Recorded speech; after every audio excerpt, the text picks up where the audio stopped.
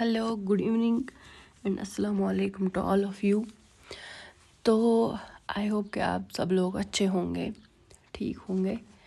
जैसे कि हमने इससे पहले एक पार्ट किया था MCQs का, तो बहुत सारे बच्चों ने बोला था कि हाँ आप इस सीरीज़ को कंटिन्यू कीजिए। तो आज मैं लेके आई हूँ आपके लिए इसका MCQs का सेट 2, जो कि फिर से मिक्सड ही रहेगा, फिजिक्स केमिस्ट्री और बायोलॉजी, जो कि सारे बच्चों के लिए इम्पॉर्टेंट है। जो भी बोपी का एग्ज़ाम होगा, सुकास्ट का, पैरामेडिकल का, उसके लिए इम्पॉर्टेंट रहने वाला है। तो चलिए हम स्टार्ट करते हैं फ्रॉम द क्वेश्चन नंबर 1। ठीक है, क्वेश्चन नंबर 1 क्या बोल रहा है? A body is projected with velocity u at angle theta, तो मैक्सिमम हाइट इज़, कह रहे हैं कि जो एक बॉडी है उसको हमने प्रोजेक्ट किया है वेलोसिटी u के साथ, मगर एंगल जो रहेगा वो हमारी थीटा रहेगी। तो हमें बतानी है कि उस बॉडी की मैक्सिमम हाइट क्या होगी। सो पहले मैं आपको ये बता दूं कि वेलोसिटी होती क्या है। वेलोसिटी हम सिंपल वर्ड्स में किसको बोलते हैं कि ए मेजरमेंट ऑफ स्पीड। क्या? A measurement of speed in a certain direction of motion. मतलब कि जब हम किसी भी स्पीड को मेजर करते हैं मगर एक सर्टन डायरेक्शन में, उसको हम वेलोसिटी बोलते हैं। तो जो पहले क्वेश्चन का आंसर होगा वो होगा ए part, u square sine square theta by 2g। जी जो स्मॉल जी यहाँ वो तो रहता है ग्रेविटी यहाँ पे। ठीक है, तो क्वेश्चन नंबर 2 की ओर चलते हैं। कह रहे हैं कि work done in centripetal force is. तो फोर्स तो पता है दो टाइप के होते हैं, सेंट्रीपिटल और सेंट्रीफ्यूगल। सेंट्रीपिटल फोर्स क्या होता है? मतलब वो एक ऐसा फोर्स होता है, ऐसा कह सकते हैं जो नेट फोर्स होता है, जो हम किसी ऑब्जेक्ट पे लगाते हैं moving in a circular path. मगर सर्कुलर पाथ ऐसा देखो, इमेजिन करो, बचपन में ऐसा नहीं करते थे कि एक पन्नी लेते थे, उसमें कोई पत्थर वत्थर बांधते थे, फिर उसको घुमाते थे गोल गोल गोल गोल, तो वो पाथ लेता था ना, सर्कुलर पाथ कंटिन्यूअसली। तो उसको हम क्या बोलते हैं? उस फोर्स को हम बोलते हैं सेंट्रीपिटल फोर्स। तो ये यही बोलते हैं कि जो वर्क डन होता है सेंट्रीपिटल फोर्स में वो कितना होता है। तो मैं बता दूं, उसमें वर्क डन जो होता है वो होता है 0। ठीक है, चलते हैं क्वेश्चन नंबर 3 की ओर। कह रहे हैं कि the SI unit of electric field. तो SI यूनिट हमें किसका बताना है? इलेक्ट्रिक फील्ड का। पहले ये पता होना चाहिए कि इलेक्ट्रिक फील्ड होता क्या है। ठीक है, इलेक्ट्रिक फील्ड हम सिंपल वर्ड्स में ऐसे भी बता सकते हैं, ये एक वेक्टर फील्ड होता है। क्या? Vector field. उसमें क्या होता है? फील्ड ये एक सराउंडिंग ए चार्जड पार्टिकल और object representing the ones per unit charge experience by any other charge place with that space, उसको हम इलेक्ट्रिक फील्ड बोलते हैं। ठीक है, जैसे इलेक्ट्रिक फील्ड में आपको पता होता है पॉजिटिव चार्ज होता है, नेगेटिव चार्ज होता है, और ये सब तो आप लोगों ने पढ़ा ही होगा। तो इलेक्ट्रिक फील्ड का हमें बताना है SI यूनिट क्या है।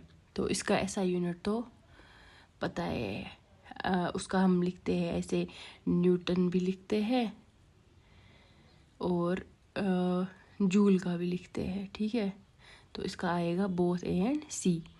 फिर चलते हैं क्वेश्चन नंबर 4 की ओर। The half life of a radioactive substance depends on. कहते हैं कि जो हाफ लाइफ होती है किसकी,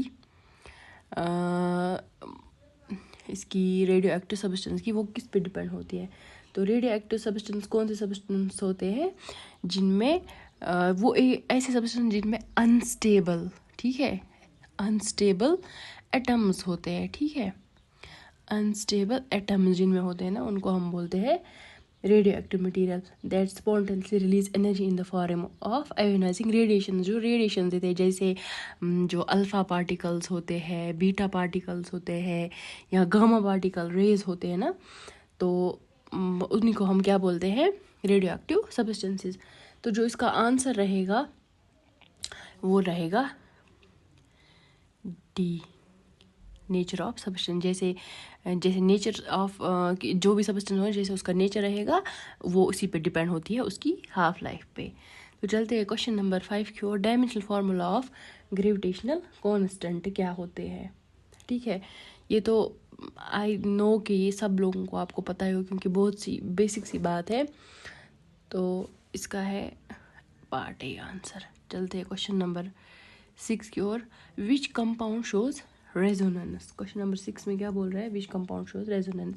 रेजोनेंस भी यही पता है ना, पढ़ा होगा ना आप लोगों ने कि ये किस फेनोमेना हम बोलते हैं कि a phenomena where an object और system is forced to vibrate at its highest amplitude. मतलब जहाँ मैक्सिमम इंटेंसिटी होगी ना किसी ऑब्जेक्ट की, because an external force match it is natural frequency. वो रेजोनेंस क्या बोलेंगे हम, ऐसे सिंपल वर्ड्स में हम ऐसे बोलेंगे कि जहाँ हम एक कोई ये ऑब्जेक्ट है, ठीक है, इसको हम फोर्स देंगे, ठीक है, यहाँ से भी तो वाइब्रेटेड जहाँ जितनी इसकी हाइस्ट होगी ना, मतलब मैक्सिमम लिमिट होगी ना, वहाँ तक हम उसको पहुँचाएंगे ताकि ये क्या करे, मतलब मैच करे नेचुरल फ्रीक्वेंसी की, वाइब्रेट करे, ठीक है, उसको हम बोलेंगे रेजोनेंस।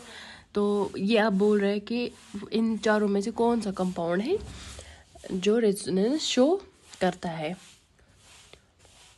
तो क्वेश्चन नंबर 6 का जो आंसर है वो है C part. Okay, question number 7 में बता रहा है कि the oxidation state of S in H2SO4 है ये, ठीक है।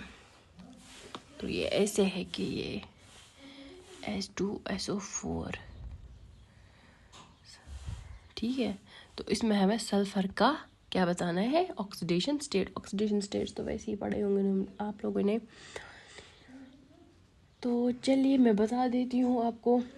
ऑक्सीडेशन तो पता होगा क्या, मतलब सिंपल वर्ड्स में हम डिफाइन ऐसे करते हैं कि जो इलेक्ट्रॉन्स लॉस करते हैं ना हम, कोई केमिकल रिएक्शन जब होती है, केमिकल रिएक्शन, उसमें जो लॉस ऑफ इलेक्ट्रॉन्स होता है, क्या, loss of electrons during a chemical reaction by A molecule, atom या आयन जो भी होगा, तो उसको हम क्या बोलते हैं, उसकी मतलब उसको ऑक्सीडेशन बोलते हैं। अभी पूछ रहे हैं हमें कि जो सल्फर है H2SO4 में, उसकी जो ऑक्सीडेशन है वो हमें बतानी है, ठीक है। तो ये भी तो पता आता होगा आप लोगों को, इसका आंसर रहेगा सी पार्ट।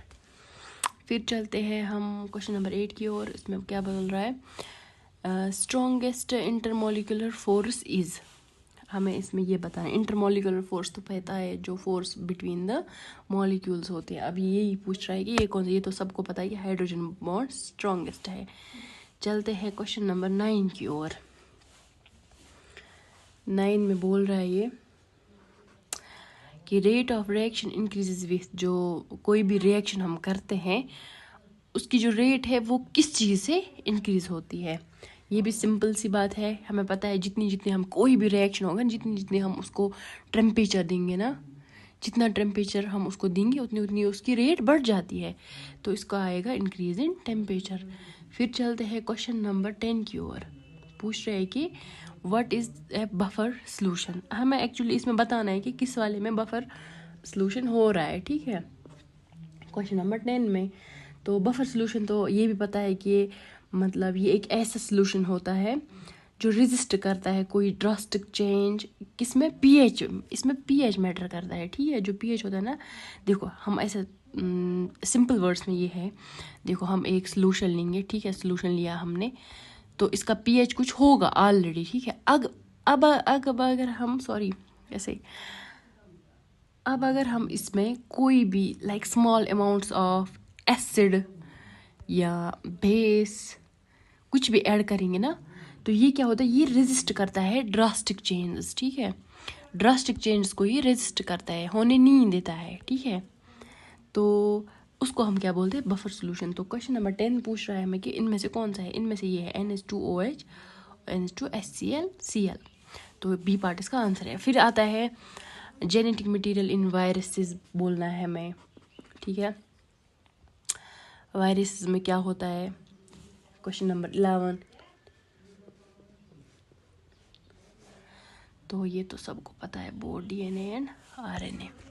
फिर बोलते हैं कि अब हमें फेजेस बताने हैं। ये बोलते हैं जो सेल साइकिल होता है, ये एक प्रॉपर एक ऐसी प्रोसेस होती है, इसमें बहुत सारे फेजेस होते हैं, पहले एक, फिर दूसरा, फिर तीसरा, फिर चौथा। ये बोलते हैं जो ये 4 फेजेस है पूरे प्रोफेज, मेटाफेज, इंटरफेज, टीलोफेज, इनमें हमें बताना है कि सबसे लॉन्गेस्ट फेज कौन सा होता है। ये तो पढ़ा होगा बायो में, ये तो पता है, ये इंटरफेज होता है। फिर आता है क्वेश्चन नंबर 13, ठीक है। तो क्वेश्चन नंबर 13 बोलता है कि which hormone regulates blood sugar.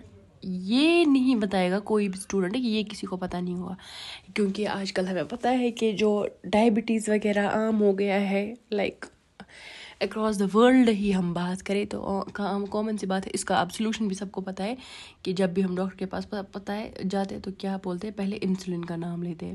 सो जो हार्मोन होता है हमारी बॉडी में रेगुलेट करने के लिए वो इंसुलिन है, ठीक है। फिर आता है क्वेश्चन नंबर 14।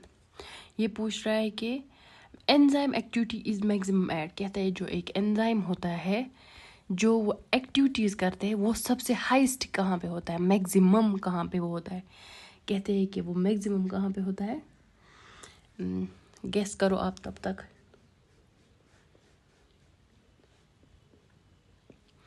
वो होता है ऑप्टिमम टेम्परेचर पे, वो हाईएस्ट होता है, ठीक है। फिर कहते हैं कि विच organelle has its own DNA. कहते हैं कि जो ऑर्गेनल्स आपने पढ़े हैं बायो में पढ़ लिए होंगे, राइबोसोम, माइटोकॉन्ड्रिया, गोल्गी बॉडी और लाइसोसोम, इनमें से हमें बताना है कि वो कौन सा ऑर्गेनल है जिसका अपना डीएनए है।